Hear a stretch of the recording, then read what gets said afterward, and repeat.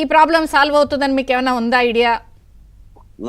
ప్రభుత్వం దగ్గర కూడా మంత్రదండం ఏమి ఉండదు. ఇలా అనంగంలోనే మొత్తం మాయల పోవటానికి తప్పులు జరుగుతాయి. ఆ తప్పులు సరిదిద్దేందుకు ముఖ్యమంత్రి గారు సిద్ధంగా ఉన్నారు. మనం చంద్రబాబు నాయుడు గారి విషయంలో అసలు అలాంటి ఆలోచన చేయనక్కర్లా. ప్రతిదీ బాధ్యత పడతాడు. ఆయన దృష్టిలో కూడా ఉంది ఇసుక గురించి. ఇంకా ప్రజలకు సరసంగా అందజేయలేకపోతున్నాము. దీని మీద నిర్ణయం తీసుకోవాలని ఆ ఎక్సర్సైజ్ కూడా జరుగుతుంది. ప్రక్షాళన చేసుకోవాలి.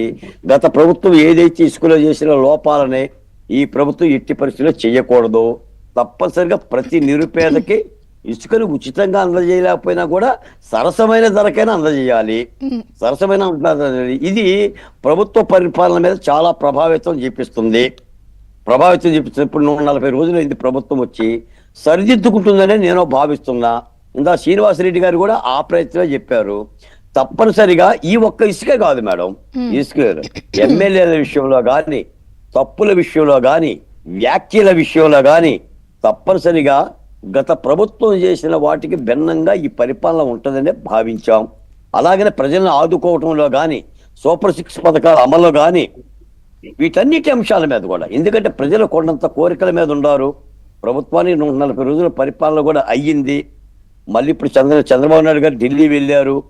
ఆయన చాలా కష్టపడుతున్నాడు, నిధులు తెచ్చే ప్రయత్నం చేస్తున్నాడు. ఇందా మీరు అన్నట్టుగా అమరావతిలో గనక నిర్మాణాలు గనక మొదలు పెడితే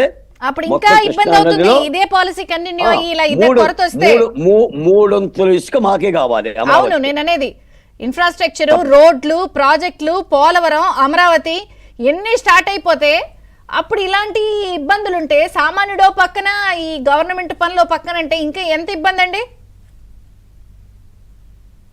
తప్పనిసరిగా ఇసుక అనేది ప్రజలకు చాలా అవసరమైన వస్తువు కాబట్టి పరిశీలిస్తుందని అనుకుంటున్నా.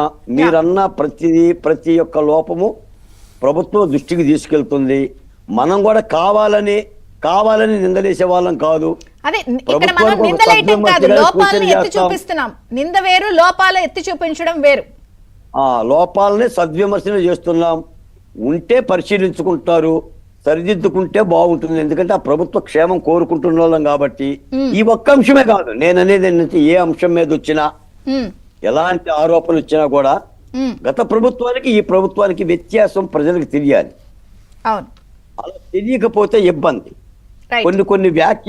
కొన్ని వ్యాఖ్యలు కూడా ఉపసంహరించుకొని సరైన దిశగా చేయగలిగితే చంద్రబాబు నాయుడు గారి కష్టానికి ఒక విలువ ఉంటుంది.